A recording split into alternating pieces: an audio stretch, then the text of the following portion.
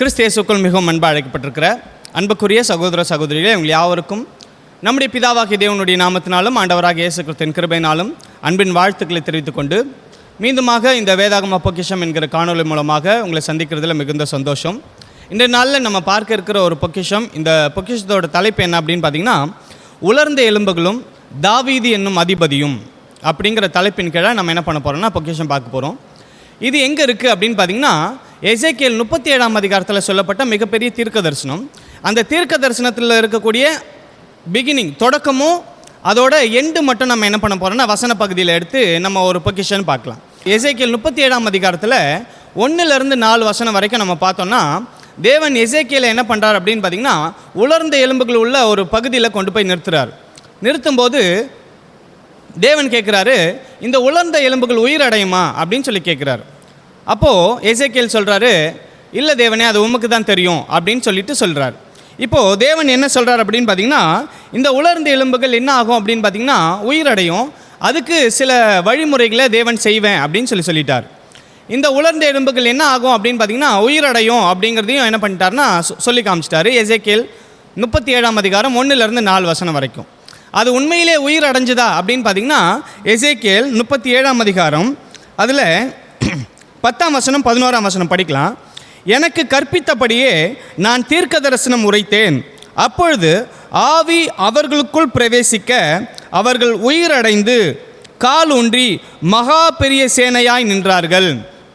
பாருங்கள், அவங்க என்ன பண்ணியிருந்தாங்க அப்படின்னு பார்த்தீங்கன்னா, அந்த உலர்ந்த எலும்புகள் உயிர் வந்து மகா பெரிய சேனையை என்ன பண்ணுறாங்கன்னா நிற்கிறாங்க. அது நிற்கும்போது 11ஆம் வசனம் சொல்கிறாரு, அப்பொழுது அவர் என்னை நோக்கி, மனுபுத்திரனே, இந்த எலும்புகள் இஸ்ரவேல் வம்சத்தார் அனைவருமே அப்படின்னு சொல்கிறார். அப்போது இந்த உலர்ந்த எலும்புகள் யாரை அடையாளப்படுத்துது அப்படின்னு பார்த்தீங்கன்னா, இஸ்ரவேல் வம்சத்தாரை அடையாளப்படுத்துது அப்படின்னு சொல்லிட்டார். பாருங்கள், அப்படி இஸ்ரவேல் வம்சத்தார், உலர்ந்த எலும்புகள் மாதிரி இருந்த இஸ்ரவேல் வம்சத்தார் மிகப்பெரிய சேனையாக என்ன பண்ணுறாங்கன்னா கால் ஊன்றி நிற்கிறாங்க அப்படிங்கிறதுல தீர்க்க தரிசனமாக சொல்லிட்டார். அப்படி தீர்க்க தரிசனமாக சொல்லி இந்த தீர்க்க தரிசனத்தோட எண்டு முடிவில் என்ன சொல்கிறார் அப்படின்னு பார்த்தீங்கன்னா, எசேக்கியேல் 37ஆம் அதிகாரம் 25ஆம் வசனத்தில், நான் என் தாசனாகி யாக்கோபுக்கு கொடுத்ததும் உங்கள் பிதாக்கள் குடியிருந்ததுமான தேசத்தில் குடியிருப்பார்கள். அவர்களும் அவர்கள் பிள்ளைகளும் அவர்களுடைய பிள்ளைகளின் பிள்ளைகளும் அதிலே என்றென்றைக்கும் குடியிருப்பார்கள்.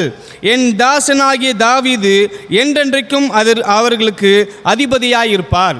பாருங்க, அந்த தீர்க்க தரிசனத்தோட எண்டில் வரும்போது என்ன சொல்லிட்டார் அப்படின்னு பார்த்தீங்கன்னா, பிதாவாகிய தேவன் தாவீது அவர் என்றென்றைக்கும் என்னவா இருப்பார் அப்படின்னு பார்த்தீங்கன்னா பெரிய அதிபதியாக இருப்பார் அப்படிங்கிறத என்ன பண்ணுறாருன்னா சொல்லி முடிக்கிறார். பாருங்கள், நல்லா கவனிச்சுக்கலாம். இந்த பொக்கிஷத்தில் நம்ம பார்க்குறது உலர்ந்த எலும்புகளை பற்றி பார்த்தோம். உலர்ந்த எலும்புகள் அப்படின்னு சொன்னார், அது இஸ்ரவேல் வம்சத்தார். அது உலர்ந்து போய் இருந்துச்சு. ஆனால் தேவன் செஞ்ச சில செயல்முறைகள்னால அது உயிர் அடைந்து பெரிய தேசமாக மகா பெரிய சேனையாக கால் ஊன்றி நின்னாங்க அப்படின்னு பார்க்குறோம். அந்த உலர்ந்த எலும்புகளுக்கு ஒரு தலைவராக அதிபதியாக யார் இருப்பா அப்படின்னு பார்த்தீங்கன்னா தாவீது இருப்பார் அப்படின்னு சொல்லிட்டு வசனத்தில் தீர்க்க தரிசனமாக சொல்லிட்டார். இந்த தீர்க்க தரிசனத்தை நம்ம அப்படியே கண்கூடாக நம்ம பார்த்தோம்னு வச்சுக்கோங்களேன். இப்போது இந்த எசேக்கியேல் 37ஆம் அதிகாரம் சொல்லும்போது தாவீது ராஜாவாக இருந்தாரா அப்படின்னு பார்த்தீங்கன்னா தாவீது ராஜா இல்லை. ஆக்சுவலாக தாவீது ராஜ்யபாரங்கள்லாம் முடிஞ்சதுக்கப்புறம் சொல்லக்கூடிய தீர்க்க தரிசனம். ஆனால் இங்கே தேவன் சொல்லும்போது என்ன சொல்லிட்டார் அப்படின்னு பார்த்தீங்கன்னா, தாவீது என்றென்றைக்கும் அதிபதியாக இருப்பார் அப்படிங்கிறத என்ன பண்ணுறாருன்னு சொல்கிறாரு. ஆனால் தாவீதுனுடைய காலப்பகுதி முடிஞ்சதுக்கப்புறம் வரக்கூடிய தீர்க்க தரிசனம் இந்த தீர்க்க தரிசனம். அப்போ எப்படி உலர்ந்த எலும்புகளாகி இந்த இஸ்ரேல் ஜனங்களுக்கு தாவீது என்றென்றைக்கும் ஒரு அதிபதியாக வைக்க போகிறாரு பிதாவாகிய தேவன் அப்படின்னு நம்ம பார்த்தோம்னா இது தீர்க்க தரிசனம் தான். இந்த தீர்க்க தரிசனம் 2 விதமான நிறைவேற்றலை கொண்டு இருக்குது. அதில் முதல் ஒரு பாகம் என்ன அப்படின்னு பார்த்தீங்கன்னா, நம்ம புரிதலுக்காக ஒரு பாகத்தை நம்ம பார்த்தோன்னு வச்சுக்கோங்களேன். தாவீதை என்றென்றைக்கும் அதிபதியாக வைப்பேன்னு சொன்னார் இல்லையா இந்த இஸ்ரேல் வம்சத்தாருக்கு. அதே மாதிரி இஸ்ரேல் ஜனங்க, இப்போ இஸ்ரேல் தேசம் அப்படின்னு சொல்கிறோம் இல்லையா, அது எப்போ சுதந்திரம் கிடச்சது அப்படின்னு பார்த்தீங்கன்னா 1948ஆம் ஆண்டு மே மாதம் 14ஆம் தேதி அதுக்கு சுதந்திரம் கிடச்சிது. அப்போது இஸ்ரேல் சுதந்திரம் பெற்று தன்னிகரற்ற நாடாக என்ன பண்ணாங்கன்னா நின்னாங்க. அந்த இஸ்ரேல் தேசத்துக்கு மிகப்பெரிய அதிபதியாக இருந்தது யார் அப்படின்னு பார்த்தீங்கன்னா, பிரதமராக இருந்தது யார் அப்படின்னு பார்த்தீங்கன்னா முதல் பிரதமர் யார் அப்படின்னு பார்த்தீங்கன்னா டேவிட் பென் குரியன் அப்படின்னு சொல்லக்கூடிய ஒரு பிரைம் மினிஸ்டர். நல்லா கவனிச்சுக்கலாம். தாவீதை அதுக்கு அதிபதியாக வைப்பேன் அப்படின்னு சொன்னார். தாவீதுக்கு அதிபதியாக வைக்க போகிறேன்னு சொன்ன தீர்க்க தரிசனம் தாவீது காலப்பகுதி முடிஞ்சதுக்கு அப்புறம் சொல்லப்பட்ட தீர்க்க தரிசனம். ஆனால் தேவன் இது தீர்க்க தரிசனமாக சொல்கிறார் இல்லையா, அது நிறைவேறுதல் ஒரு பார்ட், அதோட நிறைவேறுதல் எங்கே போச்சு அப்படின்னு பார்த்தீங்கன்னா, டேவிட் பென் கொரியன் அப்படின்னு சொல்லக்கூடிய ஒருத்தர் என்ன பண்ணுறார் அப்படின்னு பார்த்தீங்கன்னா, இஸ்ரேல் ஜனங்களுக்கு முதல் பிரைம் மினிஸ்டராக என்ன பண்ணுறாங்கன்னா இருக்கிறாங்க. நமக்கு நல்லாவே தெரியும், 1948ஆம் ஆண்டு மே மாதம் 14ஆம் தேதி சுதந்திரம் பெற்ற அடுத்த நாளே மே மாதம் 15ஆம் தேதி இஸ்ரேல் ஜனங்களுக்கு மிகப்பெரிய ஒரு போர் காத்துக்கிட்டு இருந்துச்சு. மே மாதம் 15ஆம் தேதி நம்ம நல்லா சரித்திரத்தை பார்த்தோன்னா தெரியும், கிட்டத்தட்ட 5 மிகப்பெரிய நாடுகள் என்ன பண்ணுறாங்க அப்படின்னு பார்த்தீங்கன்னா, இஸ்ரேலுக்கு விரோதமாக வராங்க. சுதந்திரம் பெற்ற மறுநாளே 5 மிகப்பெரிய நாடுகள். எந்தெந்த நாடு அப்படின்னு பார்த்தீங்கன்னா, எகிப்து, சிரியா, லெபனான், ஈராக்கு, ஜோர்தான் அப்படின்னு சொல்லக்கூடிய அரபு தேசங்கள், 5 அரபு தேசங்கள் என்ன பண்ணுறாங்க அப்படின்னு பார்த்தீங்கன்னா, ஒன்று சேர்ந்து இஸ்ரேலை சுதந்திரம் வாங்கின அடுத்த நாளே அதை அழிச்சிடலாம் அப்படின்னு சொல்லிட்டு என்ன பண்ணுறாங்கன்னா வராங்க 5 தேசங்கள்.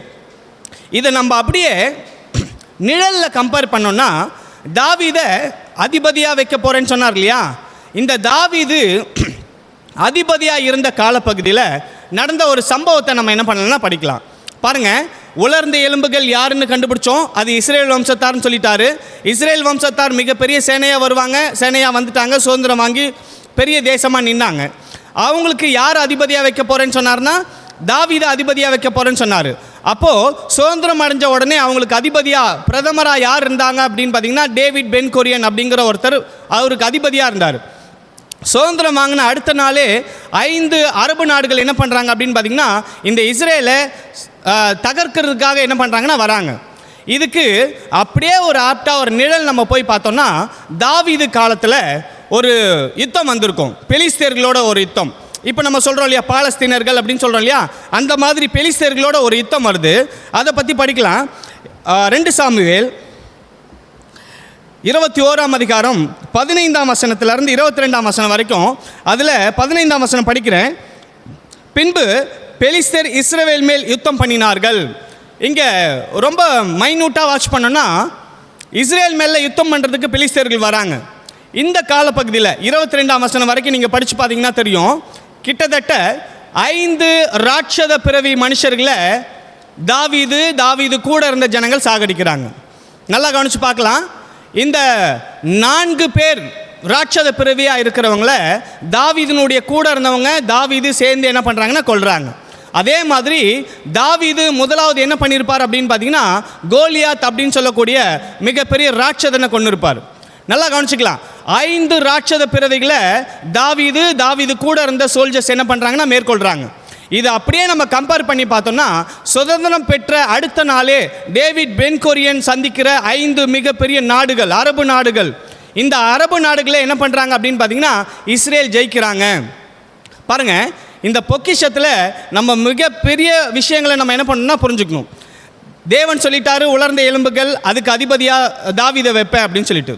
அதில் ஒரு நிறைவேறுதல் பார்த்தீங்கன்னா, டேவிட் பென் கொரியன், இஸ்ரேல் ஜனங்க சுதந்திரம் அடைந்த உடனே அவங்களுக்கு இருந்த முதல் பிரதமர் டேவிட் பென் கொரியன். இவர் என்ன பண்ணுறாங்க அப்படின்னு பார்த்தீங்கன்னா, இஸ்ரேலுக்கு விரோதமாக வந்த அடுத்த நாளே நடந்த அரபு தேசங்கள் கொண்டு வந்த யுத்தத்தில் ஜெயிக்கிறாங்க. அப்போது இந்த தீர்க்க தரிசனத்தில் நம்ம இந்த பொக்கிஷத்திலேருந்து நம்ம தெரிஞ்சுக்கிறது என்ன அப்படின்னு பார்த்தீங்கன்னா, தேவனால் சொல்லப்பட்ட தீர்க்க தரிசனம் இது எளிமையான விஷயமா நம்ம பார்த்தாலும் தேவன் ஆச்சரியமான உண்மைகளை என்ன பண்ணுறாருன்னா இதில் வச்சிருக்கிறார். இப்போ நம்ம பார்த்தது ஒரு சின்ன ஒரு பகுதி தான் நம்ம பார்த்துருக்கோம்.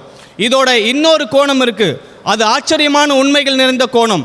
இந்த தாவீது யாரை அடையாளப்படுத்துவார் அப்படின்னு பார்த்தீங்கன்னா, உண்மையிலேயே நம்ம ஆண்டவராக இயேசு கிறிஸ்துவ அடையாளப்படுத்துவார். அந்த யுத்தம் இன்னும் கொஞ்ச நாளில் நடக்க போகிற யுத்தமாக இருக்கும் அப்படிங்கிறத என்ன பண்ணலாம்னா நம்ம தெரிஞ்சுக்கலாம். இந்த நாளில் நம்ம பார்த்த பொக்கிஷம் என்ன அப்படின்னு பார்த்தீங்கன்னா, உலர்ந்த எலும்புகளும் தாவீது என்னும் அதிபதியும். அப்போது எசேக்கியேல் 37ஆம் அதிகாரத்தில் ஒரு மிகப்பெரிய தீர்க்க தரிசனத்தை சொல்லியிருந்தார் தேவன்.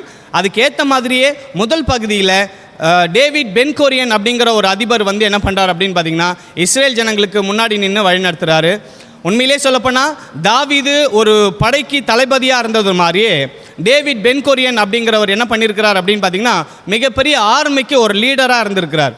உண்மையிலே இதெல்லாம் பார்த்தோம்னா தேவன் முதல்ல சொல்லப்பட்ட தீர்க்க தரிசனங்களை எப்படிலாம் அவர் நடைமுறையில் சாத்தியப்படுத்தி நிறைவேற்றிக்கிட்டு இருக்கிறார் அப்படிங்கிறத புரிஞ்சுக்க முடியும். உண்மையிலே இந்த வேதம் ரொம்ப மகத்துவமானது அப்படிங்கிறத என்ன பண்ணலான்னா ஒவ்வொரு நாளுமே வேதத்தை படிக்கும்போது தெரிஞ்சுக்கலாம். பொறுமையோடு கேட்டவங்கள் அனைவரும் தேவன் தாமே கிருபை ஆசீர்வாதத்தை உணர்த்துவாராக. ஆமென்.